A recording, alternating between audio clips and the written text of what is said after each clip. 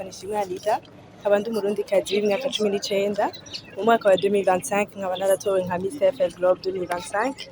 nkaba mvuye mu gihugu ca Kenya muri competition internationale ya Miss Teenage Africa nkaba natahukanye ikamba rya deuxième dauphine Miss Teenage Africa 2026. Organisation ya Miss TFL umaze gutorwa muri Miss TFL uragirirwa amahirwe yo guserukira igihugu cawe mu competition internationale ari nabo bamfashije kurondera iyo competition baranafasha n'ibihe byose kugira ngo ushobore guca guserukira igihugu. Mvuye guserukira igihugu muri competition internationale donc ni ivy'abamiss turatambuka tukiexprima tukaratira igihugu cacu tukavuga ivy'igihugu cacu gifise ahanini tukigenda twaragiye turashika twashitse le 19 turahura n'abandi bakandidate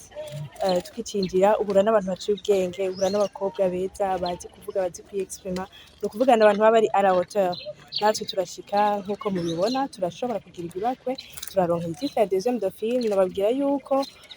mu ncamake ntivyari vyoroshe kugira dushobore kuronka igititwa ni ibintu biba bigoye cyane kuko baba bashaka umuntu aba ari professionnel umuntu azi kuratira igihugu ciwe vy'ukuri akavuga ati mbega mu Burundi ni iki dufise iki twiratira iki mbega ugiye gurepresenter igihugu ugirepresenter gute ego kuva kera nkiri muto namwe nkunda ibintu vy'abamiss nkafise n'abavyeyi banyankuhaja bakandi ati uzobishikako uzoba miss no kuvuga nabitangiye kuva kera nkiri umwana ndaba umumanika hama muri 2025 ndaja muri competition Miss TFL ca ndatorwa nka Miss TFL Globe 2025. Igihugu c'u Burundi ubwa mbere na mbere no bashimira cyane kuko baradushigikiye baratubaye hafi baba badufashije personnellement canke officiellement ndabakengurukiye cyane hama no batumirira kuza barashigikira abigeme bose bakiri bato baja muri mwe nano mahiganwa kuko biratuma igihugu cacu tuzoshobora kuzoshika kuri yambona kazoza y'ibihumbi 2040 ibihumbi 2060. Umugambi wanje witwa Grandir avec dignité nuwo gufasha abana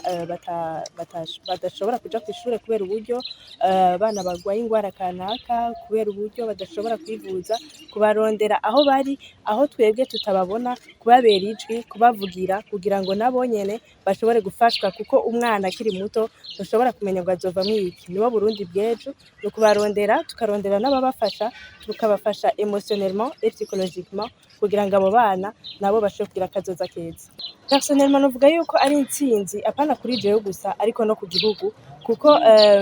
ni ibintu biba bisaba umuntu azi kuratira igihugu ciwe nkuko nabibabwiye novuga ko ari intsinzi ku gihugu kuko abo twari kumwe ibihugu byose twari kumwe ubu barazi Uburundi ubu aho bari barafise ico batahukanye symbole y'u Burundi kuko twaragira échange umwe wese agatahana ico mu gihugu c'u Burundi kuvuga ubu bose aho bagiye barafise umwigeme wese ariko aradukurikirana kuri uno mwanya nomubwira yuko atokwicara yaba impano yaba amashure vyose bifatanye ubikore kandi vyose bizogenda neza ntiwicare ngo ejo hawe hari uwuriko arahategura oya namba haguruka ukore kandi bizogenda neza.